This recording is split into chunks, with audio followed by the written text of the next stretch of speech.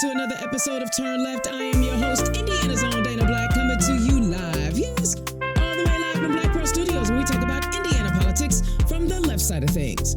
Welcome, welcome, welcome. You know what? I get excited when I get to talk to people who are really making changes and looking out for our communities.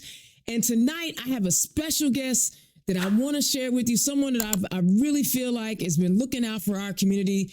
Y'all give it up for our Marion County Prosecutor Ryan Mears. Welcome to the show. It is great to be here. And I tell you what, with that introduction, it brings me back to my basketball days. I'm ready to run out onto the basketball courts and hoop it up here a little bit. So I appreciate the enthusiasm in your voice. I love it. Listen, I believe that when you were reelected as our prosecutor in Marion County, we were in good shape. I felt like you had exactly the right mindset to make sure that every Hoosier, every Marion County resident would get a fair shake in our prosecutor's office. Talk to us a little bit. First of all, tell the people who you are and where you come from, and then talk to us about your philosophy on being the prosecutor here in Marion County. So first of all, it's great to be back on your show. I think the last time I was on was right after I won in 22. And so it's nice to be back on your airways, get a chance to talk with your audience.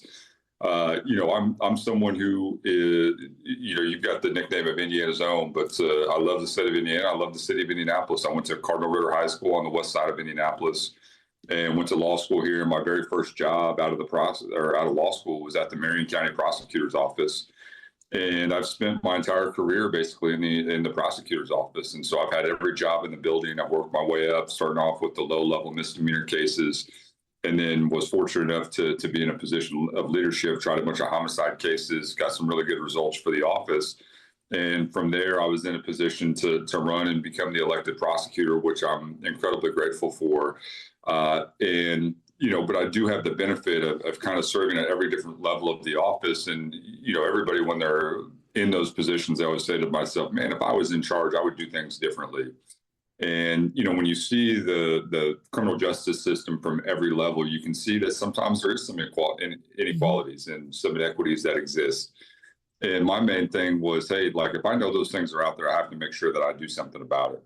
And so the very first thing that I did when I became prosecutor is I said, I'm not going to prosecute simple possession of marijuana.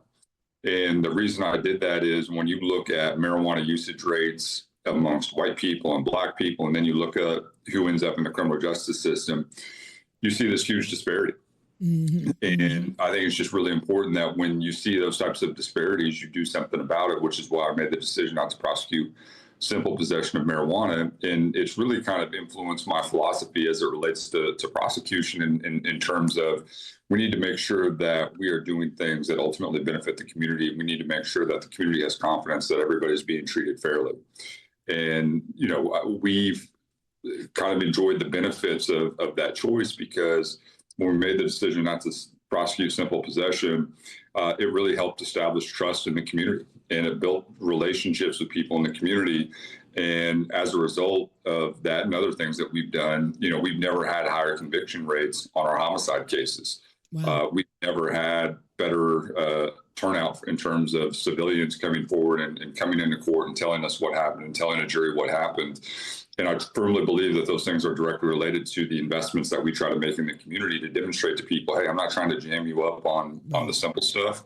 I'm here to make sure that you're safe, that you get home safely. And, that will hopefully result in a community that is not only safe, but fair to everybody who lives here. I find it interesting. I'm glad that you led with the low-level conviction or the not prosecuting small amounts of marijuana. That seems to have really triggered the supermajority in the State House, and they have been coming after you ever since. How do you stay above the fray? How do you manage to keep a level head when you see the entire supermajority of Republicans are coming, and most of them smoke? No, I ain't gonna say most of them. Some of them smoke. Yeah, well, I mean, here's the thing: whether it's marijuana or whether it's abortion, there are just certain issues where we're probably going to be on opposite sides and have very different perspectives. But, also for me, like, I understand that there are certain people in this community and in this state and in this world who the only way that they can get attention is by being negative and by saying negative things because they don't have the capacity to do anything great. They've never accomplished anything on their own. And so the only thing that they can do is talk trash about other people and talk trash about other elected officials. And unfortunately, in today's kind of social media universe, you can sometimes get traction. But at the end of the day, that's not governing. That's not doing anything to benefit your constituents. That's not doing anything to help our community. And it certainly doesn't solve some of the problems that we're facing. And so, when you see people who are just constantly out there saying negative things, to me, it's like that's great. But what are you doing to help solve the problem? What are you doing to make things better? And a lot of times they don't have answers. And so they just resort to kind of childish name calling and talking trash. And, some of those people, it's unfortunate, but it's a sad reality. They're also in elected leadership at the state legislature. And, you want this to be a competition of ideas. Let's talk about who has the better idea. What's the better policy? How can we implement different strategies to try to make our community safer and better and more fair? And we rarely, if ever, have those discussions because that's not where their focus is. Their focus is on how can I get a viral moment? How can I get attention on social media? And the only way they can do that is to be negative. Yeah, and that's unfortunate because we really need them to be looking out for us. There have been a lot of policies that come out of that state house that have been head scratchers. One of the things that continues to drive me nuts is their willingness to get rid of local control. They have written multiple bills to try to strip your power. They have also tried to essentially prosecute you if you don't do what they say. When we see those types of bills come out, how do you manage to keep your office together so that they know, like, no, this is not, we're going to make sure that we continue to do the things that we need to do? Yeah, I think the biggest thing is you just focus on the work and you try to focus on the things that are important to you and why you got into this job. And I mean, when I started in the prosecutor's office 20 years ago, it was to make a difference. It was to help people. And as long as I stay focused on those things, everything's going to take care of itself. And all that other stuff really is just noise. In the Republican legislature, like it's not just me, it's other people. Sure. But the reality is they don't do a very good job when they intercede. We don't get to elect our own judges in Marion County. And without irony, they're picked by the Indiana legislature. And then the legislature narrows it down to 3, and then the governor picks who it is. And without irony, they complain day and night about the judges here in Marion County, knowing that we don't elect them, that they wrote a law that prevented the people from Marion County from electing their judges. That is a committee controlled by Republicans who picks the judges and then sends the names on to the governor, who ultimately has the final say on who's going to be a judge in Marion County or not. And so, there's very little consideration given to how we can actually do the job better. It's just how can we score political points and how can we take away power from Democrats. It's not that they think Democrats are doing a bad job with that power. It's just that they don't want Democrats to have power. That's it.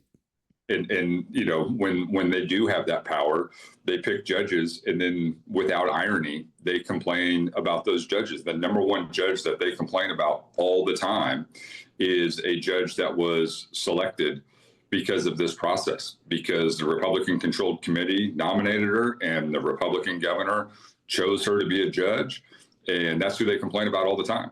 And so that's just, I think it's really difficult to take those criticisms seriously. You're right. You're absolutely right. So one of the things I've always appreciated about you, and it comes from the legacy of the office, is that you guys do way more community outreach than people even realize. This is probably going to sound boring to a lot of people, but I think the extra community work that you do makes even a bigger difference than deciding which criminal actions you're going to prosecute at what level.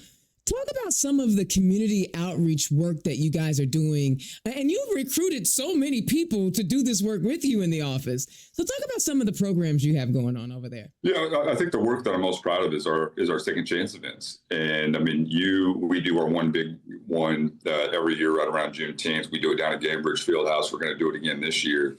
And for those of you who don't know, there's a lot of people who are caught up in our criminal justice system, not because they're bad people, but because they made some tough choices, and they made some bad choices And because of that, maybe their driver's license got suspended, or maybe they're convicted of a theft case or a lower level felony. And what we do with these second chance events is we help people get their driving record cleared up. Oh, nice. I mean, there's literally thousands of people in Marion County whose driver's license is suspended, not because they're bad drivers, not because they're driving 150 miles an hour on 465, but because they didn't come to a complete stop, and then they didn't have the money to pay their ticket. And when they don't have the money to pay their ticket, the B&B suspends their driver's license. Right. And now they're looking over their shoulder every time they get in a car, every time they go to work, to church, to school. And that's just no way to live. And so what we do with these second chance fairs, we help clean up those outstanding tickets. We help waive B&B reinstatement fees so I can get people driving on the street legally.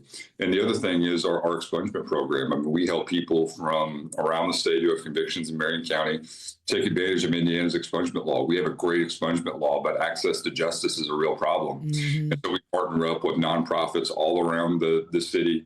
Neighborhood Christian Legal Clinic is incredible, but we also have people from Lilly, Cummins, all the big law firms come in and volunteer and help people get back on the right track.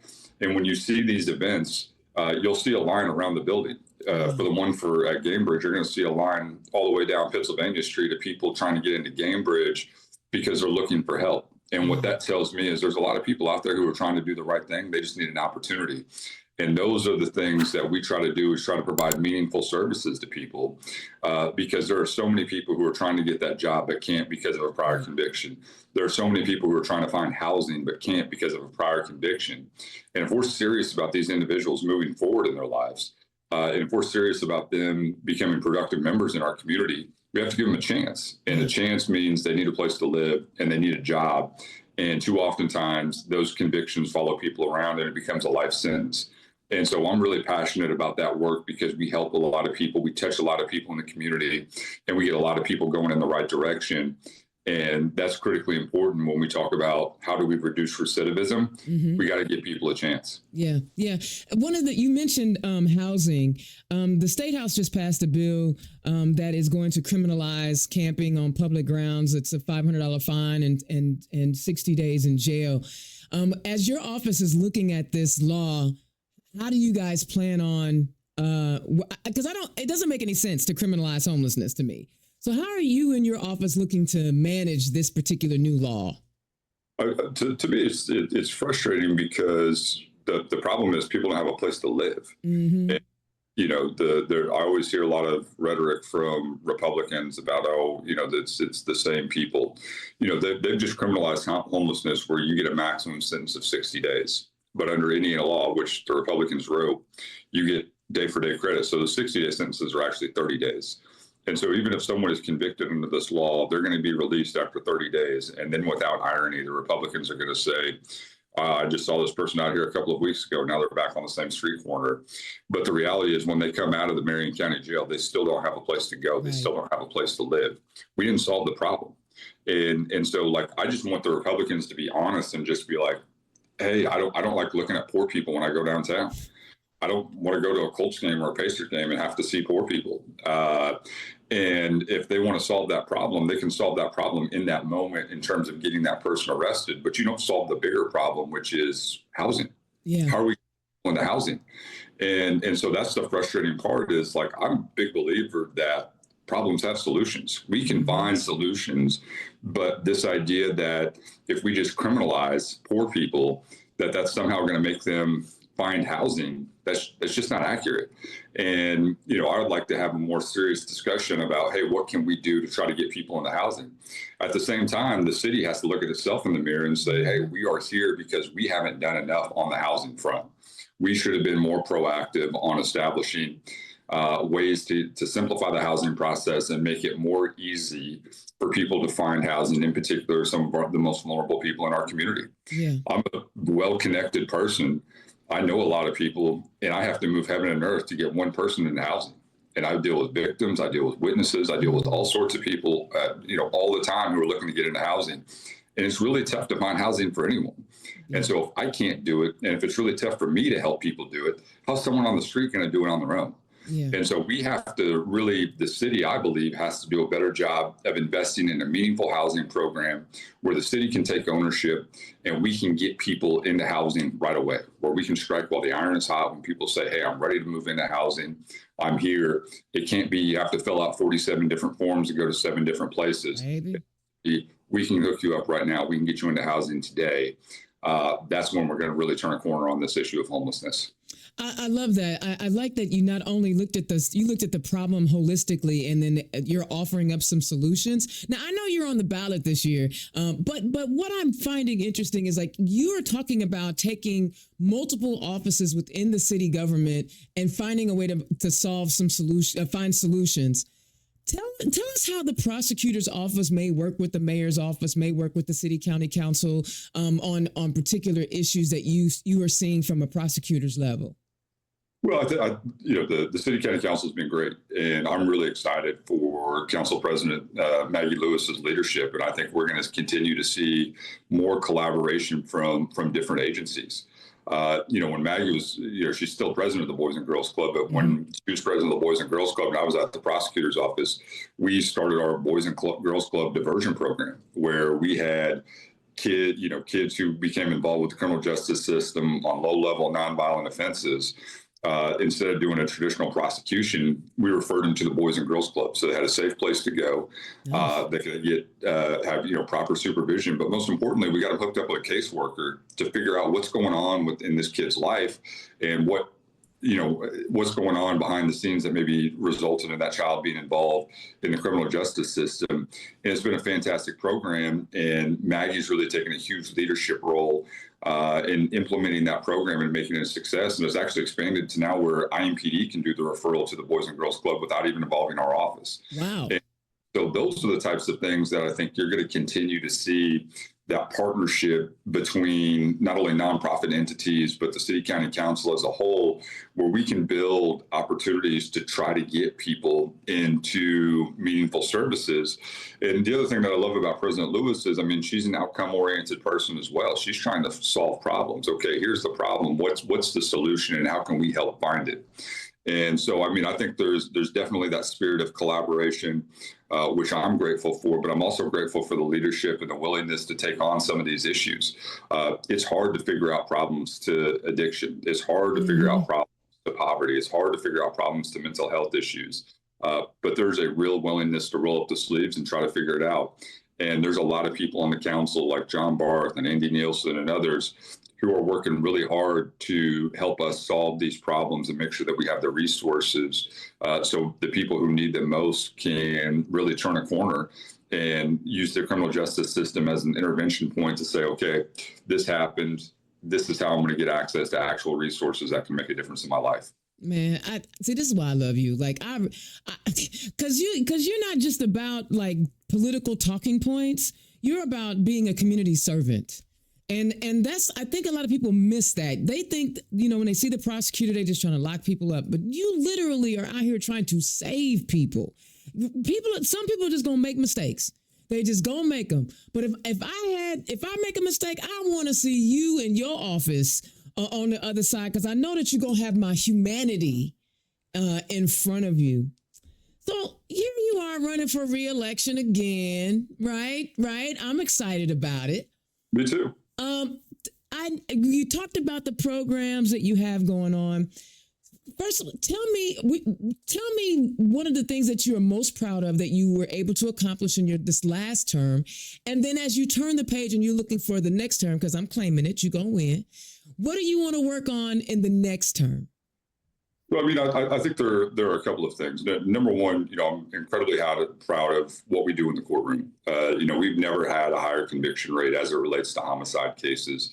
And that's because we've made meaningful investments in the office in terms of our relationship with people in the community. There's not a single case that we start in Marion County that doesn't begin with someone from the community coming forward and telling us what happened. Right. And that only happens if you have a level of trust built up with people in the community. And so that's critically important. And, the other part of why we've been so successful in the courtroom is we've really changed how we prosecute cases, and we're utilizing technology to an extent that we've never done before. And that's helping us making sure that we're identifying the appropriate places and building building really strong cases, which is resulting in our highest caseload or our highest conviction rate ever. And when you look at the homicide numbers in Marion County and the city of Indianapolis, you continue to see them decrease over the last 3 years. And we're cautiously optimistic that once again, you're going to see a double-digit reduction again this year because of that work. But I also know that, a jail cell is not going to solve every single problem. And, I'm very proud of the work that we do on the second chance events, where we can really help people get that job, get people into housing. And those are exciting things that I'm incredibly proud of. But, as we look forward to the next term, I really do think the prosecutor's office, whether we want to be involved in this housing conversation or not, we don't have a choice because of some of the decisions the Indiana legislature has made. So we're going to be a part of the housing conversation. And we need to not only be advocates, we need to have access to real housing because of the way the statute is written, the fact that we now are in a position where if IMPD or any law enforcement agency wants to arrest someone, they now have the authority to do so. And so we have to take a leadership on this housing issue as well, because this problem is kind of being dropped on our doorstep. And, I want to solve problems. And the problem is this person doesn't have a place to live. Let's figure out how we can get this person into housing. And that's something that I'm very passionate about. And that's something that we're going to continue to work on. I love that, again, because housing, we recognize now that people end up making some of the decisions they make because they find themselves in hardship or in a hard way. And sometimes they're desperate. And again, having someone like you in our prosecutor's office, and I'm going to keep reiterating that so people understand the significance of that. Because I know a prosecutor who ended up being vice president of the United States. I'm just saying, can I ask something? Will you run for attorney general one day? Yeah, I mean that's those are always the conversations that you have, and I think the last couple of years has certainly highlighted the importance of that office. In all seriousness, I mean it's you're going to be involved in that litigation in terms of what woman's right to choose and what that's ultimately going to look like in the state of Indiana. But also, you get involved in a lot of other legal issues at the national level. I mean, just and locally, let's just take a look at what's going on with our local media consolidation and look at the different attorney generals who are suing to block some of these mergers involving different companies, owning every TV station in a media market. In some states, the attorney general is being very aggressive to stand up and protect the interests of the people who work at those stations and the community as a whole, to make sure that they have a choice in the type of news that is presented to them. And you don't see that in Indiana right now. And I think that's something that once again highlights the importance of the attorney general's office. Yeah, I think it's unfortunate that our leaders at the state level are turning over our voting data. They're not focused on the things that really, really matter. And so we need, yes, I'm glad that you're my Marion County prosecutor, but I'm going to just sprinkle a little black magic out here and just say, okay, one day we going, because I believe the tide is turning. I believe that. And I may be just like crazy optimistic because I love my state, but I really feel like people are tired.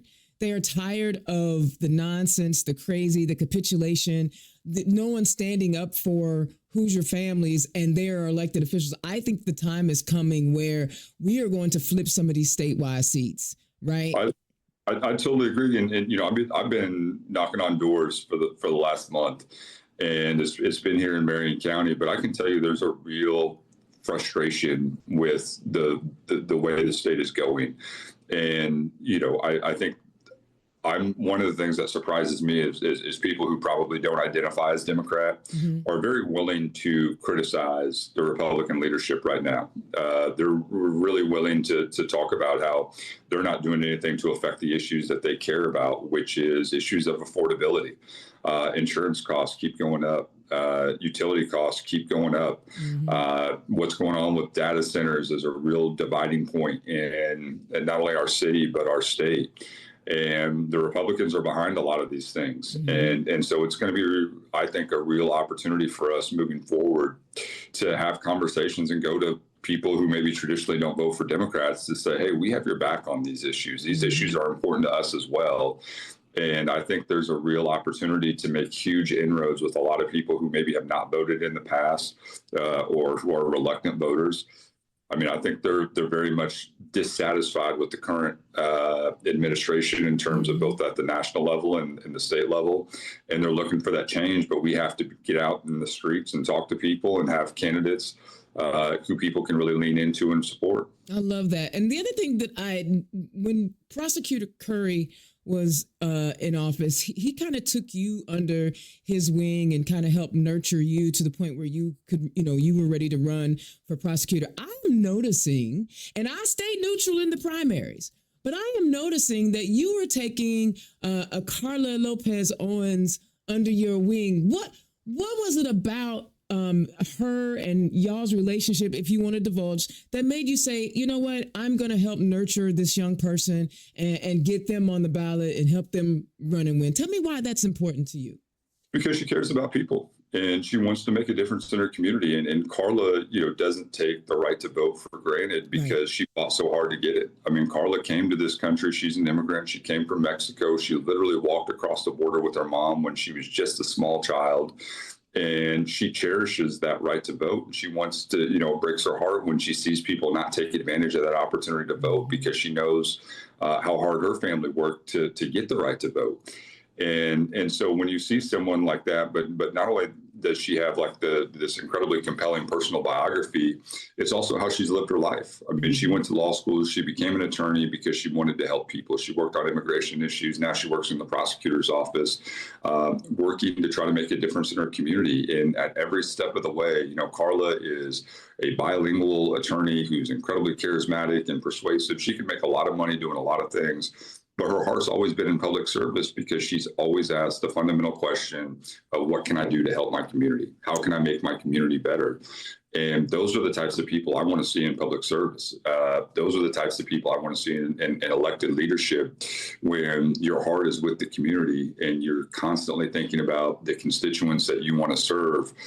Those individuals make the best public servants. And so I'm just excited I get to work with her, and I'm excited I get to support her. I love that, because I love how, you are leaving the ladder down, right? It's not just about Ryan Mears, Prosecutor Mears, my race. Hey, let me try to cultivate and use my influence to help someone else. And I try to tell people that all the time, especially in my day job, because I'm like, yes, you're fundraising, but you're not fundraising just to put money in your pocket. You're fundraising to get support. And that's the kind of support I'm talking about. Like, you get to use your influence to help somebody else. And I love that 100%. Again, I'm a super fan. So everybody else is probably like, damn, Dana, get out his behind. But I'm a super fan because I remember what the city was like when we had a not so great prosecutor, right? I know I'm old enough to remember, I'm not going to drop no names because I'm going to be good. But I remember what it was like and how nervous the community was thinking about, oh, you're going to lock me up because I didn't make my child support payment?